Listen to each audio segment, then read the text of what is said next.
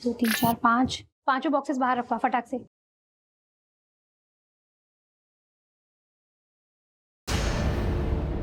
अरे रोहन, ये बॉक्सेस वहां क्यों पड़े हैं? कब से रखे हैं वहां? पैक करना है, लेकर आओ। हाँ हाँ मैम, मैं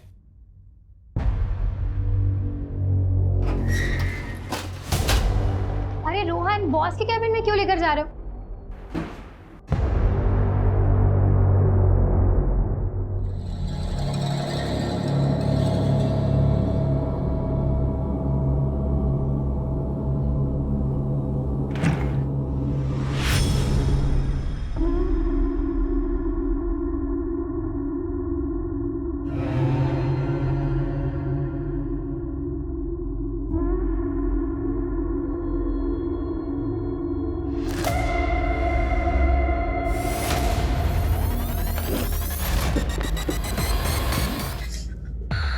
क्या कर रही थी यहाँ? सब लाइट ऑफ करने आई थी। आइंदा से बिना पूछे मेरे कैबिन में मत आना। जी।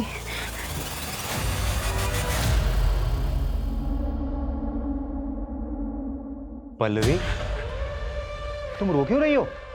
जीजू, मैंने ऑफिस के पैकेट्स देखे। देखो, तुम ना इस समय बिल्कुल मत पढ़ना। तुम्हारा वो जो बॉस है ना प्रशांत, बहुत खतरनाक आदमी है। तुम ऐसा कुछ मत करना, मेरी मानो, कुछ मत करना तुम। होती है कि पति की इतनी बड़ी गलतियों को बस ऐसे ही इग्नोर कर देते हैं। ठीक है, छोटे कपड़े पहने, स्किन दिख रही है, इसका मतलब ये नहीं है कि इनविटेशन मिल गया कि चाहे जब आओ और चांस मारो। अच्छा मेरी बात सुन, ये क्या कर रही है तू? मैं जा रही हूँ। कहाँ जा रही है? अपने एक दोस्त के यहाँ कुछ दिन वहीं रहूंगी और उसके बाद रेंट पर शिफ्ट हो जाऊंगी। सुन, ना तो तू कहीं जाएगी और ना ही अपने बॉस के खिलाफ कोई कंप्लेन करेगी। मैं जा रही हूँ और बाकी सामान बाद में लेकर जाऊंगी।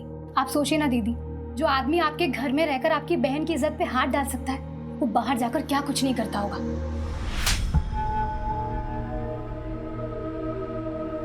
अरे मैं तुम्हें छोड़ दूं कहीं? Thank you. क्या एटीट्यूड है इस लड़की में।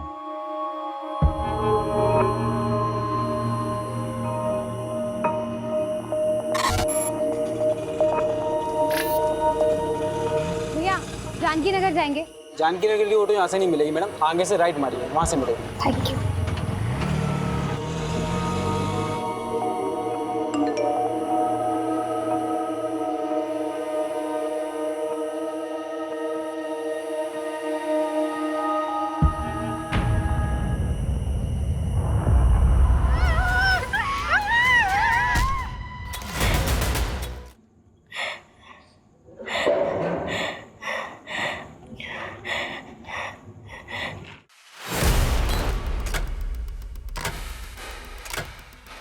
जरा सी भी आवाज निकाली ना तो जान से मार डालूंगा।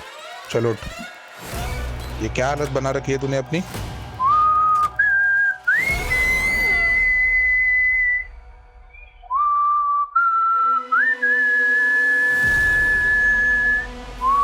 क्या कर रहे हो ये सब? प्लीज मुझे जाने दो।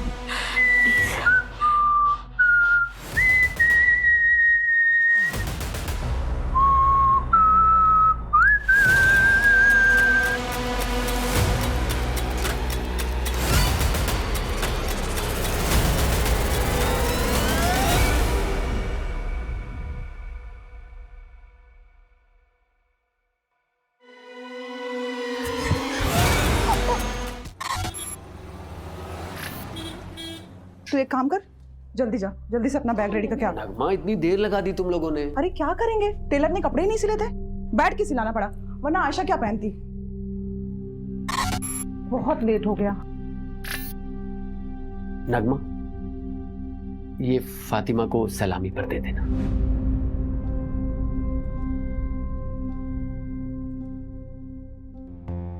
आमिर, ये तो बहुत महंगा लग रहा है, इसकी क्या जरूरत थी? हम उनको तोहफे में बहुत सारे कपड़े दे रहे हैं ना।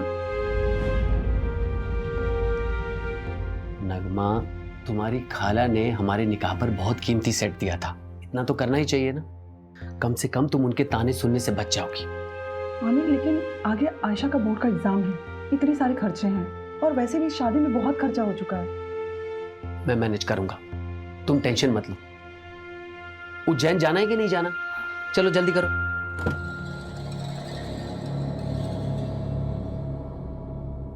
आयशा, अपना लोकेशन ऑन कर लेना और वहां पहुंचकर मुझे फोन करना। अरे आप क्यों चिंता करें, हम फोन करेंगे अब आपको। चलो अब वो टेंशन मत लीजिए, हम लोग अच्छे से पहुंच जाएंगे। ठीक है, ठीक है।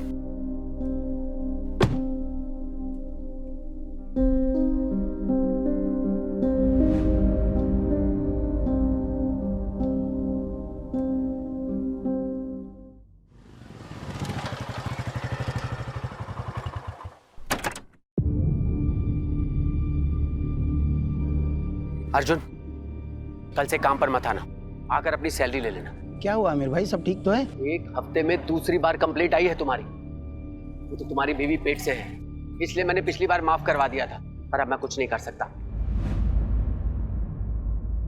कोई दूसरा काम ढूंढ लो।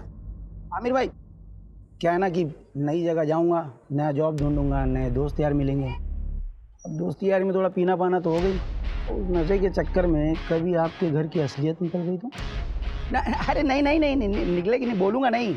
इन क्या है, नशे में जबान पे काबू थोड़ी रहता। मैंने तेरे साथ इतना कुछ किया और तू मुझे ही धमकी दे रहा है। अब देखता हूँ कैसे ऑफिस में आता है तू, और कैसे अपने बचे हुए 20 दिन की पगार लेता है। मैं भी देखता हूँ कैसे मिलेगा तो पैसे मिलेगा। आयशा बेटा, अब्बू को लोकेशन भेजा? कब का भेज दी?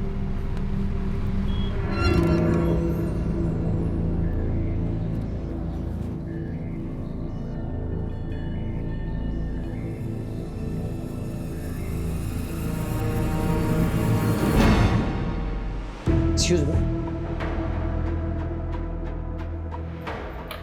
Sir, payment.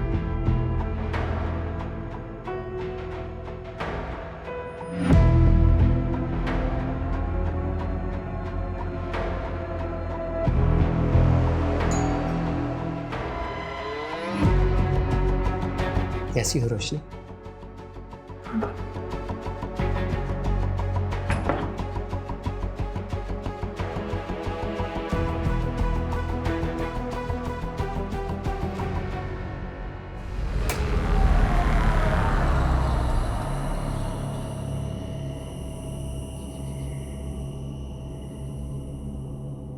अरे रोशनी, इतना लेट?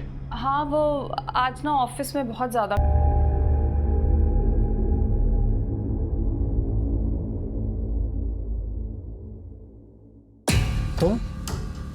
तुम्हारी हिम्मत कैसे हुई यहाँ आने की? यहीं रुको, मैं बताता हूँ तुम्हें।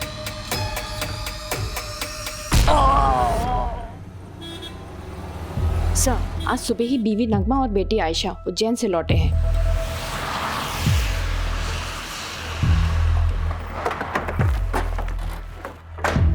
चलो साइड हटो। क्या मिला लगा रखा? चलो हटो यहाँ से। आमिर उठ जाओ, क्या हो गया? आमिर प्लीज उठ जाओ, क्या हो गया? आप उठिए।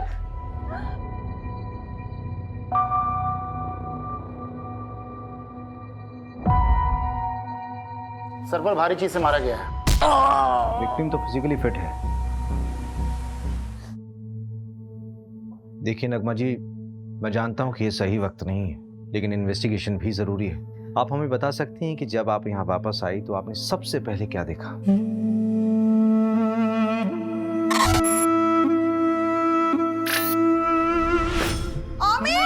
आमिर उठो। आमिर, हम जब यहाँ से गए थे सब कुछ बिल्कुल ठीक था। आमिर बहुत खुश थे। पता नहीं किसने ये सब कर दिया। पूरा क्राइम सीन कंटामिनेट कर दिया ऐसा। आई डाउट कि फॉरेंसिक वालों के ज़्यादा कुछ मिलेगा। ठीक है, जो कुछ भी पॉसिबल हो उनको बोलो कि एविडेंस कलेक्ट करें। Okay sir.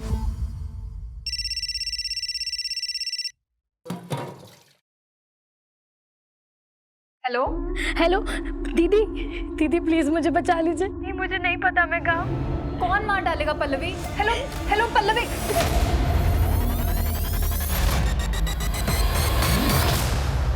नहीं सर, हमें किसी पर कोई शक नहीं है। अच्छा, आप लोगों के उज्जैन जाने से पहले आमिर का किसी से लड़ाई झगड़ा हुआ था या फिर आपकी फैमिली में कोई इशू? आमिर बहुत अच्छे इंसान थे, उनकी किसी से कोई दुश्मनी नहीं थी। मम्मी, पानी लीजिए। घर से कोई सामान गायब हुआ था? हाँ, मेरा लैपटॉप गायब था और अब्बू का फ़ोन। ठीक है, डिटेल्स दे दीजिए। अगर इसके अलावा कुछ भी याद आए तो हमें बताइएगा ज़रूर। अभी जा सकते हैं आप।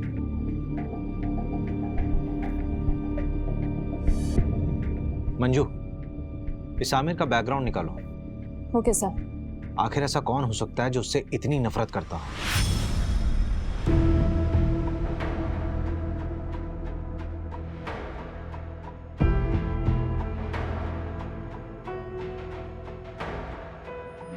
मैंने ऑफिस में के पैकेट्स देखे।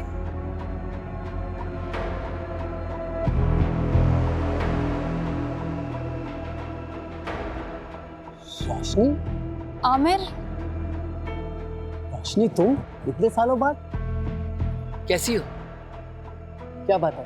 कुछ परेशान लग रही हो। सब ठीक तो है ना? आमिर, मुझे तुम्हारी हेल्प चाहिए। हाँ हाँ बोलो। गुड मॉर्निंग सर, मैं रोशनी वर्मा जॉब इंटरव्यू के लिए आई हूँ। यस, कम। आमिर ने बताया था मुझे। फाइल? Yes sir. तो ये तुम्हारी पहली जॉब है? Yes sir. कंप्यूटर नॉलेज है? जी सर, पूरी मेहनत से काम करूँगी। मेहनत से नहीं रोशनी, स्मार्टनेस से काम करना होगा। करोगी ना? जी। आमिर के अकाउंट से एक होटल में रेगुलर पेमेंट्स दिखा रहा है, ऑलमोस्ट एवरी वीक। मैंने उस होटल में फ़ोन किया था तो वहाँ के रिसेप्शनिस्ट ने बताया कि आमिर यहाँ एक औरत के साथ आया करता था और दिए गए आईडी के मुताबिक उस औरत का नाम रोशनी वर्मा है। ये देखिए।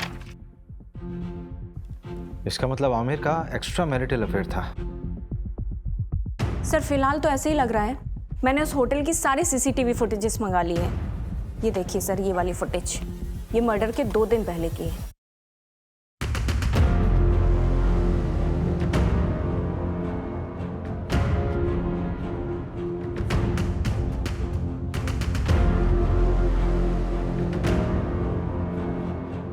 ये आदमी उसका पीछा कर रहा है। सर इस आदमी की बॉडी लैंग्वेज बहुत डाउटफुल है। ऐसा लग रहा है जैसे ये इन पर नजर रखे हुए हैं। मैंने इसकी फोटो सर्कुलेट करवा दी है सर। गुड। हेलो। आमिर को उसकी बीवी ने मारा है। कौन बोल रहा है? फिर से बोलिए आप। आमिर को उसकी बीवी ने मारा है। लेकिन नगमा अपने हस्बैंड को क्यों मारेगी? हेलो। फिर से लगाओ। The number you are trying to call is currently switched off. एक ऐप है, मैं लोकेशन चेक करता हूँ। जल्दी करो। लोकेशन जहांगीराबाद है। इसका मतलब कॉलर आमिर के एरिया से ही थी। सर नगमा को उठा ले क्या? नहीं, किसी रैंडम कॉल के बेस पे हम किसी भी विक्टिम की वाइफ को नहीं उठा सकते। हो सकता है हत्यारे ने हमें भटकाने के लिए खुद कॉल किया हो या किसी से करवाया हो। इस नंबर को ट्रेस करो। Okay sir. मर्डर से 2 दिन पहले नगमा के सारी मूवमेंट को ट्रैक करो। उसके उज्जैन वाली शादी, उसका आना जाना, सब कुछ। Okay sir. मैं जी जान लगा दूंगा रोशनी, बल्कि मैंने तो कल की ही मीटिंग सेट की है। तुम टेंशन मत लो, मैं तुम्हारी बहन को कुछ नहीं होने दूंगा। आमिर, अपना ध्यान रखना। प्रशांत बहुत खतरनाक है। तुम मेरी फिक्र मत करो रोशनी।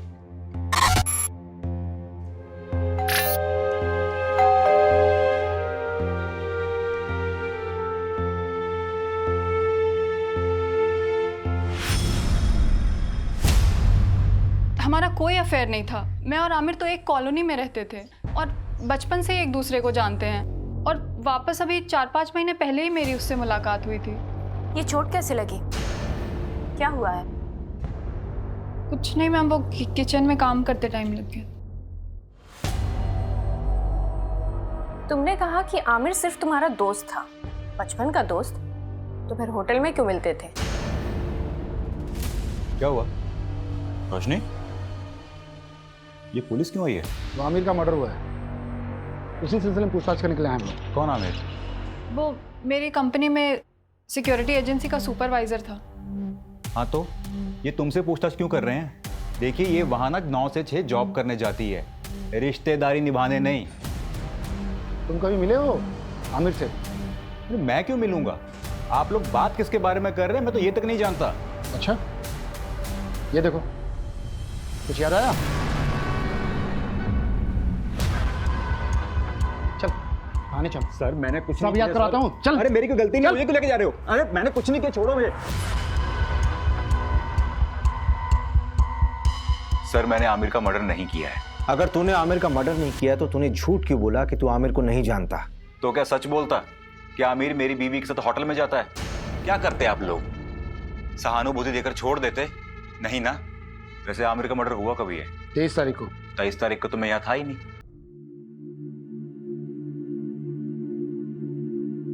मास्टर जी इस बार फिटिंग बहुत अच्छी बनाना, हम शादी में जा रहे हैं। भाभी जी हाथ ऊपर करिए। काफी पतले हो गए।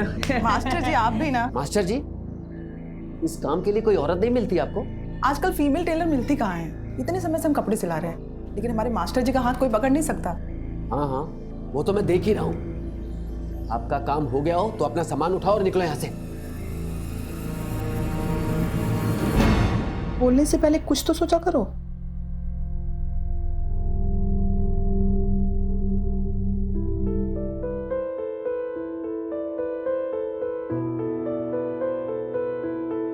हैप्पी बर्थडे नगमा। अभी तक नाराज हो नगमा? प्लीज मुझे माफ कर दो। और वो जो टेलर मास्टर के सामने आपने किया, वो क्या सोच रहे होंगे वो? अच्छा तो माफी से काम नहीं चलेगा तो मुर्गा बन जाता हूं मैं। अच्छा बस, अब ज्यादा नौटंकी करने की जरूरत नहीं है, चलो उठो। Happy birthday to you, happy birthday to you.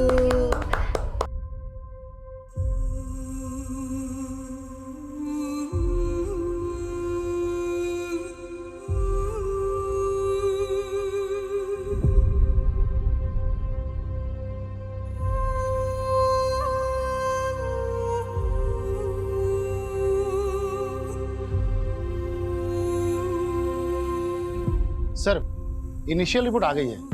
Aamir को करीब रात 11 से 1 के बीच मारा गया था। नगमा और उसकी बेटी आयशा कितने बजे घर वापस लौटे? अगली सुबह 8 सवा 8 बजे। जिस कैब से वो लौटे थे वो ट्रैक किया? नहीं, ऑनलाइन बुक कैब होती तो इजीली ट्रैक हो जाता।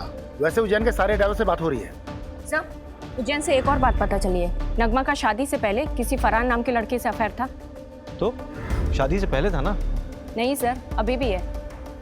नगमा जिस शादी के लिए उज्जैन गई थी ना, वहां से 2-3 घंटों के लिए गायब थी, उसी फरहान से मिलने के लिए। फरहान?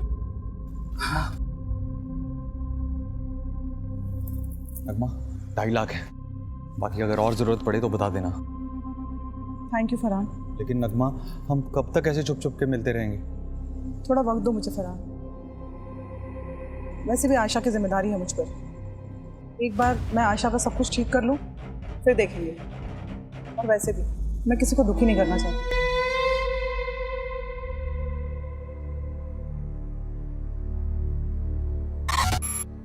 तो ठीक है, बैठ।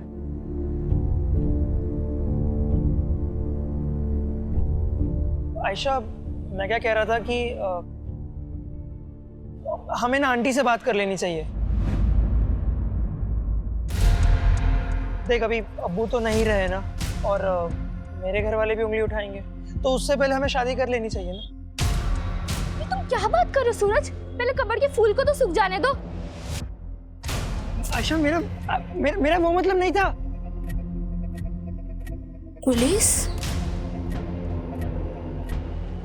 अम्मी फिर से पुलिस वाले क्या करने आए यहाँ? ये तलाशी ले रहा है। उस दिन भी तो आए थे, उन्हें कुछ नहीं मिला था। आज क्या मिलेगा नया उन्हें? रवि, हाँ पोस्टमार्टम और फोरेंसिक रिपोर्ट देना फिर। ये लीजिए।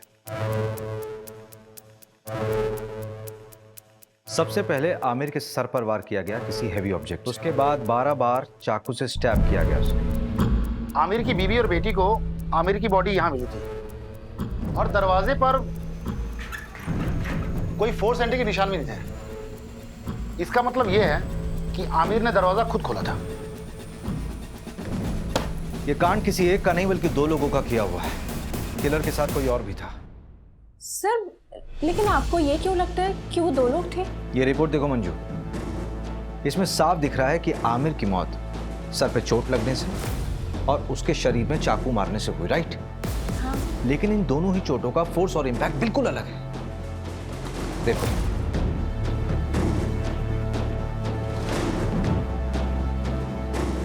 एक काम करो, इस घर की एक बार फिर से अच्छे से तलाशी लो। ठीक है। Okay sir.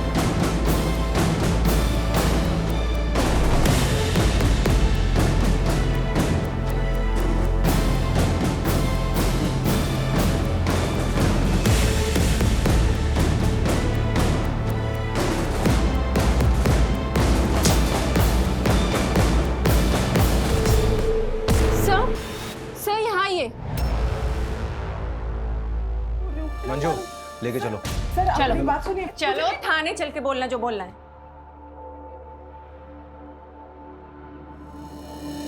अरे मैंने कुछ नहीं किया, आप मेरी बात तो सुनो। मैंने कोई खून नहीं किया। आयशा, नहीं मार सकती है। हम तो शादी में उज्जैन गए थे, हम भी नहीं कर सकती हैं। आयशा, उन्होंने कुछ नहीं किया। मैडम मैंने कुछ नहीं किया, मेरी बच्ची अकेली है।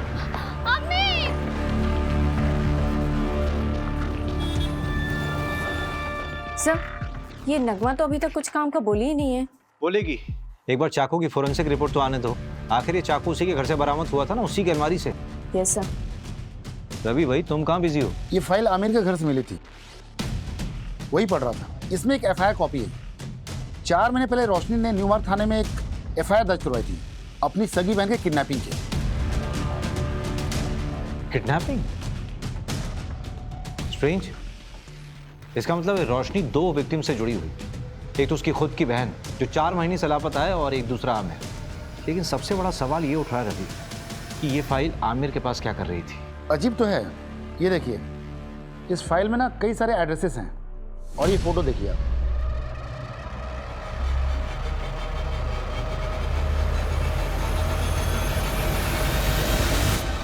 रवि, कहीं उस कॉलर के बोलने पे हम बहुत अलग तो नहीं जा रहे हैं?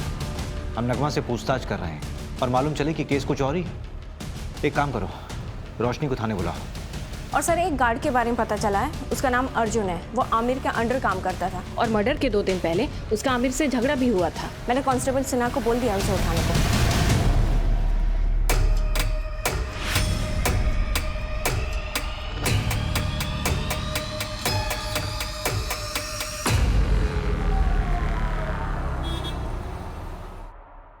सर, मैं सच कह रहा हूँ, मैंने कुछ नहीं किया, मैंने किसी को नहीं मारा है। हाँ, आमिर से गुस्सा ज़रूर था क्योंकि वो नौकरी से निकालने की बात कर रहा था, पर उसके मर्डर के बाद मुझे किसी ने नहीं बोला कि काम पे वापस मत आओ। हाँ, मेरा फ़ायदा ज़रूर हुआ है, पर मैंने किसी को नहीं मारा है सर। ये तो तोते की तरह खुद ही सब कुछ बोल रहा है। हाँ सर, वो हमारे साथ का ही था। बस सुपरवाइजर बनने के बाद उसको अचानक बहुत गुस्सा आने लगा। हर छोटी छोटी बात पे चिढ़ जाता था। तेरे मुँह से ही पहली बार सुन रहा हूँ कि आमिर को गुस्सा आता था। हाँ सर, आप चाहे तो वो आयशा के बॉयफ्रेंड सूरज, हाँ सूरज से भी पूछ सकते हैं। मैंने ही पकड़ा था उन दोनों को मार्केट में, और आमिर को खबर देके मैंने ही बुलाया था।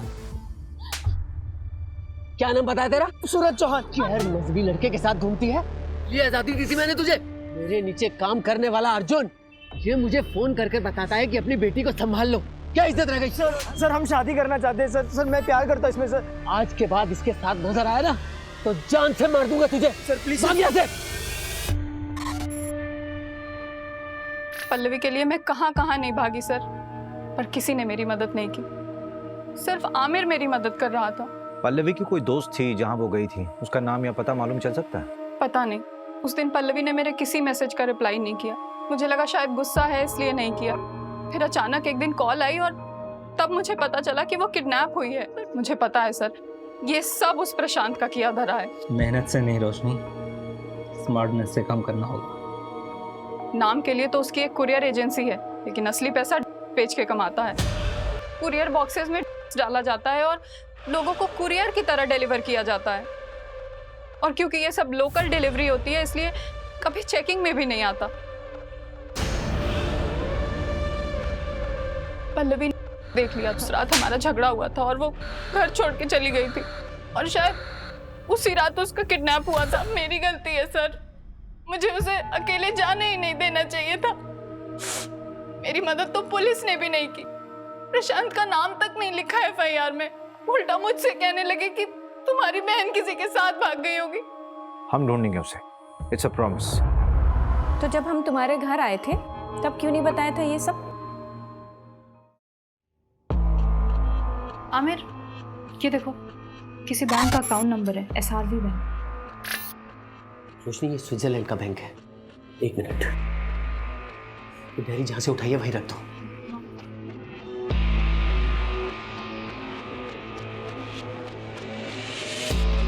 रोशनी इधर आओ। ये प्रशांत की प्रॉपर्टीज के पेपर है, उसके नाम कई प्रॉपर्टीज है। आमिर, शायद यहीं कहीं रखा हो उसने पल्लवी को। चलो हम अभी चेक करके आते हैं सारे एड्रेस। नहीं नहीं नहीं रोशनी, अभी बहुत लेट हो चुका, तुम घर जाओ। लेकिन मेरे पल्लवी, हड़बड़ी का काम नहीं है, बहुत रिस्की है। हम लोग कल मिलेंगे। चलो अभी इसको वापस रखो। चलो जल्दी जल्दी चलो।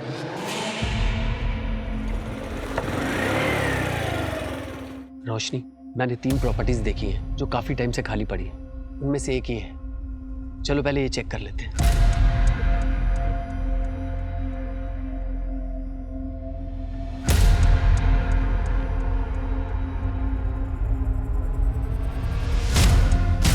रोशनी, यहां तो कोई नहीं। चलो दूसरी प्रॉपर्टी में देखते हैं।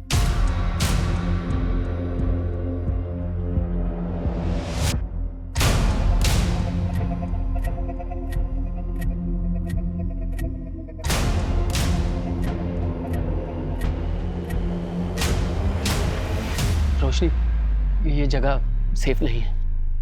बाकी के एड्रेस मैं कल खुद आके चेक करूंगा, तुम मत आना। अब चलो।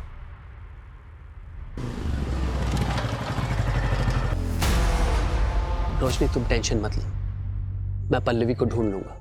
आमिर, अभी मैं घर निकलती हूँ। अगर निलय मुझसे पहले आ गया ना तो बहुत प्रॉब्लम हो जाएगी।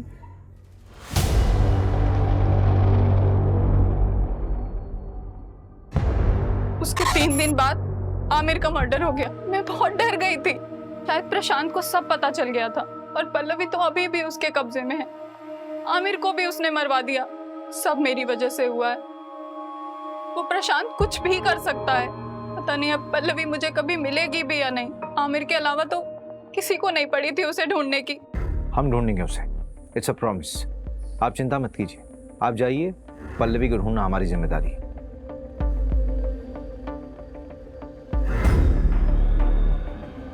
रवि, जिस नंबर से पल्लवी ने कॉल किया था उसकी डिटेल्स निकालो और इस कॉलर का भी इन्वेस्टिगेशन स्पीड अप कर दो, जिसने आमिर की वाइफ का नाम लिया था। इस प्रशांत को यहाँ बुलाओ।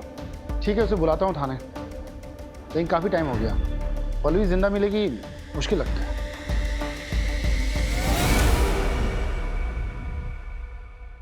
और इंस्पेक्टर साहब, बीवी बच्चे कैसे हैं आपके? बहुत अच्छे। अच्छे रहे तो कितना अच्छा है ना? धमकी दे रहा? अरे नहीं नहीं इंस्पेक्टर साहब, ऐसा आप कैसे कर सकता हूँ? आप बताइए क्या सेवा कर सकता हूँ आपकी? आमिर को जानता है? हाँ, हमारे यहाँ की सिक्योरिटी का सुपरवाइजर था, लेकिन सुना है बहुत बुरी तरह से मर्डर हुआ है उसका। किसने किया है? पल्लवी को जानता है? जी हाँ, हमारे यहाँ काम करती थी, डेटा एंट्री ऑपरेटर का। फिर अचानक उसने जॉब छोड़ दी। उसने मारा आमिर को। ज़्यादा स्मार्ट बनने की ज़रूरत नहीं है, सीधे सीधे बता कि तुझे कब पता चला कि आमिर तुझे इन्वेस्टिगेट कर रहा था। आमिर के लिए मैं भगवान था, वो मुझे इन्वेस्टिगेट क्यों करेगा? ऐसा कौन सा भगवान वाला काम किया आपने? उसकी बेटी का अबॉर्शन करवाना था, उसके लिए पैसे और सीक्रेट डॉक्टर का नंबर मैंने ही दिया था। डॉक्टर का कॉन्टैक्ट नंबर? हाँ बिल्कुल, आप भी जाइए, आपकी भी प्रॉब्लम है ना, वो भी सॉल्व कर देगा वो। ज्यादा बकवास नहीं। हाँ, लेडीज हैं आप, पर हम लेडीज की इज्जत करते हैं, इसीलिए एक गुस्ताखी माफ कर देते हैं, वरना क्या? और क्या करेगा? मंजू, मंजू, मंजू,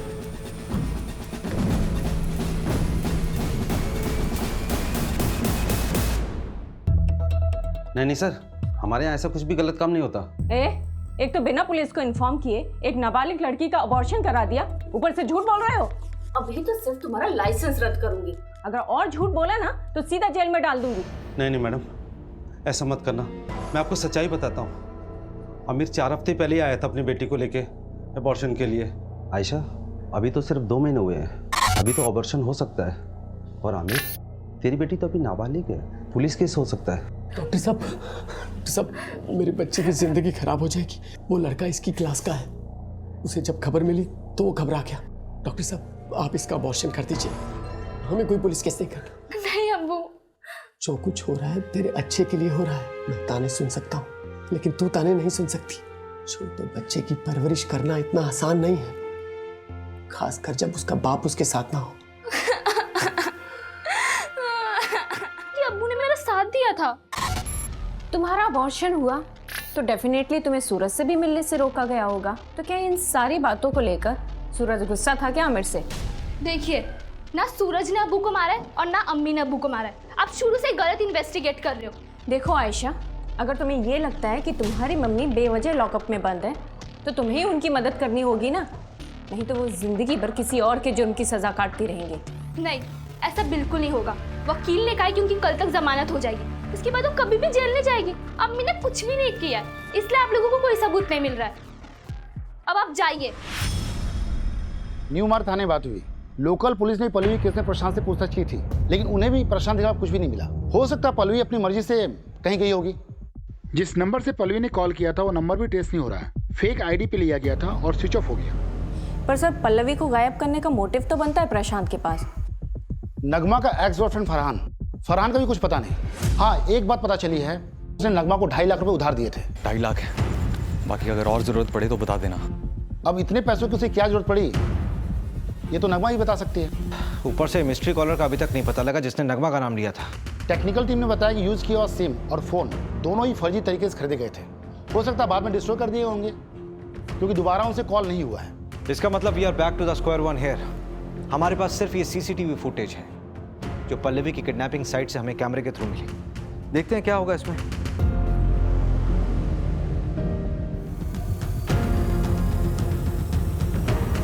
इन दोनों ऑटो वालों से भी न्यू मार्ग पुलिस ने बात की थी। पल्लवी ने यहीं पे उन 2 ऑटो वालों से बात की थी। इसी कैमरे का फुटेज देखा था ना हमने। हाँ, फुटेज के मुताबिक पल्लवी ने यहाँ से राइट लिया हो, लेकिन आगे तो कॉलोनी का एंड हो रहा है, आगे का पूरा रास्ता सुनसान है। पल्लवी यहाँ से कहाँ गई होगी? यहाँ से सीधे कुछ दूरी पर एक बंद बड़ी फैक्ट्री है जो अब खंडर बन चुकी है। वहाँ चलकर देखें क्या? चल।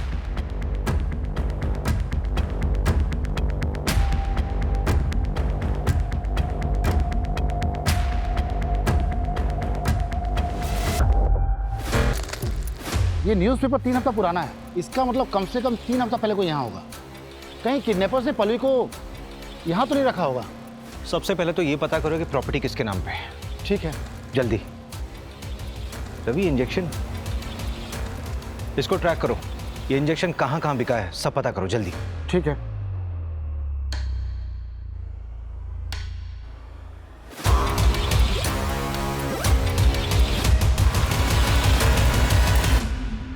सर, इनकी बेल हो गई।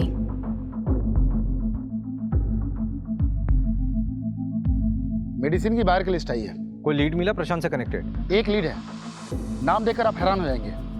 हाईलाइटेड नाम देखिए। ये आमिर इंजेक्शन खरीदता था? हाँ सर, हो सकता है कि ये प्रशांत ने मंगवाया हो। प्रशांत ने आमिर की मदद की थी वो आयशा के अबॉर्शन केस में, तो शायद इसलिए आमिर ने उस एहसान के चलते प्रशांत का ये काम किया हो। और हो सकता है आमिर को ये पता भी ना हो कि वो इंजेक्शन क्यों खरीद रहा है, क्योंकि वो खुद पल्लवी को ढूंढ रहा था। लेकिन प्रशांत के खिलाफ हमारे पास कोई सबूत नहीं है। एक है, हल्का कनेक्शन है, पर एक मिला है। जिस लोकेशन में पहुंचे थे वो एक कंस्ट्रक्शन कंपनी के अंडर है, गंगवार कंस्ट्रक्शन। और इस गंगवार कंस्ट्रक्शन प्राइवेट लिमिटेड में 21% का स्टॉक होल्डर है प्रशांत।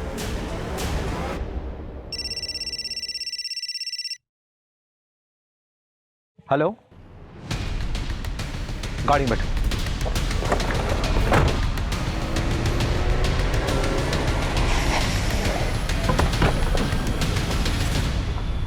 किधर?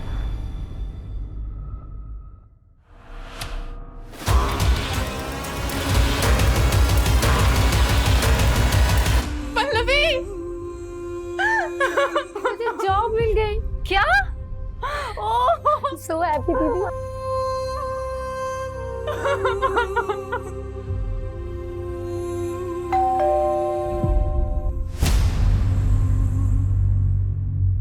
लोग फिर से?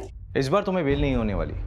चाकू की फोरेंसिक रिपोर्ट आ गई है, तुम्हारे फिंगरप्रिंट्स मैच हुए हैं। फोरेंसिक रिपोर्ट के मुताबिक इस चाकू में जो खून मिला है उस खून में हीमोग्लोबिन लेवल कम है और ब्लड क्लॉट थोड़ा ज्यादा। तो ये जो खून इस चाकू में मिला है वो विक्टिम के मर्डर की कम से कम 24 से 48 घंटे बाद का है, मतलब पोस्टमार्टम के बाद का ब्लड है।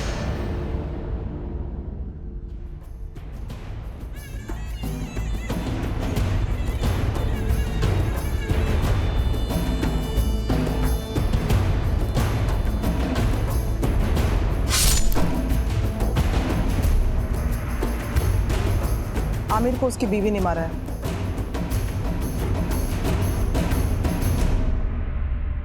मैं अपना जुर्म कबूल करती हूँ, मैंने ही आमिर को मारा है। झूठ बोल रही हो तुम नगमा।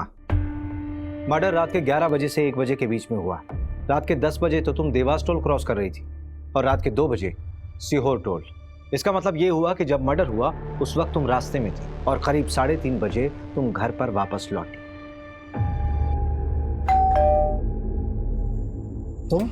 तुम्हारी हिम्मत कैसे हुई यहाँ आने की? रुको, मैं तुम्हें अभी देखता हूँ।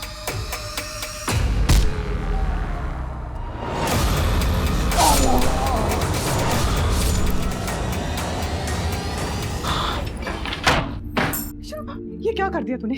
तुझसे मैंने कहा था ना मैं सब ठीक कर दूंगी। जाओ यहाँ से, जाओ। तू चल, चल मेरे साथ चल। अब जो मैं कहूंगी तो वही करेंगे। चल। आयशा बोलो, क्यों किया ये सब? देखो मैं जानता हूँ तुम दूसरी कैब करके पहले ही भोपाल पहुंच गई थी और तुम्हारी माँ नगमा बाद में अकेली आई थी। देवास टोल नाके के सीसीटीवी फुटेज में तुम्हारी माँ कैब में अकेली दिखाई दे रही है। इसके आगे जाकर हमने इन्वेस्टिगेट किया तो पता चला कि मर्डर के समय तुम्हारी माँ घर पर थी ही नहीं। सबूत हैं हमारे पास। सर प्लीज, मैं आपके आगे हाथ जोड़ती हूँ, इसको छोड़ दीजिए। इसकी सजा मुझे दे दीजिए। ये अभी बहुत छोटी है, इसकी पूरी जिंदगी बर्बाद हो जाएगी। आयशा मैं तुमसे पूछ रहा हूँ, बोलो क्यों किया तुमने ऐसा? नगमा तो तुम दोनों को भगाने वाली थी, फिर क्यों? बोलो आयशा। क्योंकि मैं नहीं भाग पा रही थी। कैसे चली जाती मैं? कैसे भूलती है सब कुछ? 2 महीने में तेरा निकाह करवाऊंगा। अबू सूरज बहुत अच्छा लड़का, प्लीज हमें अलग मत कीजिए। सिर्फ सूरज से शादी करूँ। किसी और से निकाह नहीं करेगी। सोई थी क्या उसके साथ? अबू आप क्या कह रहे हैं? इस उम्र में भी खुद पे काबू नहीं है तुझे? हाँ? ये भी नहीं सोचा कि वो गैर मजहबी लड़का है? तेरी गर्मी मैं निकालता हूँ, घर की इज्जत घर में ही रह जाएगी। चल। वो मेरा रेप करता था, मेरा खुद का बाप। जो अबॉर्शन करवाया था वो सूरज का बच्चा नहीं, वो कमीना आमिर का था। तुम्हारी अम्मी ने पैसों का इंतजाम किया था तो फिर क्यों नहीं चली गई? नहीं जाना था मुझे, नहीं भागना था। जब तक मैं उस कमीने को सजा नहीं दिला देती मैं नहीं भूल पाती है सब कुछ। लेकिन अब मैं भूल सकती हूँ, चैन से जी सकती हूँ, सूरज के साथ या फिर इस जेल में, पर जी सकती हूँ। पल्लवी का किडनैप भी आमिर ने किया होगा, उसी ने उसका रेप और मर्डर किया होगा।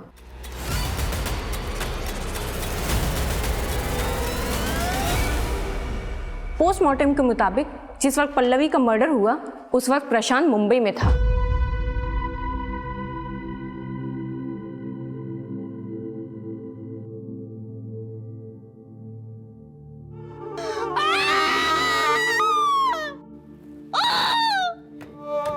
जिस तरह से इस केस में आरोपी खुद इस केस का सबसे बड़ा पीड़ित साबित हुआ है और पीड़ित इस समाज का सबसे बड़ा दरिंदा, उसको देखते हुए इस केस को रेयर ऑफ द रेयरेस्ट की श्रेणी में रखना गलत नहीं होगा। सारे सबूतों के बिना पर आमिर मलिक मर्डर केस में ये juvenile justice board Ayesha Malik को 3 महीने की सजा सुनाती है और इस दौरान वो जमानत की अर्जी भी लगा सकती है।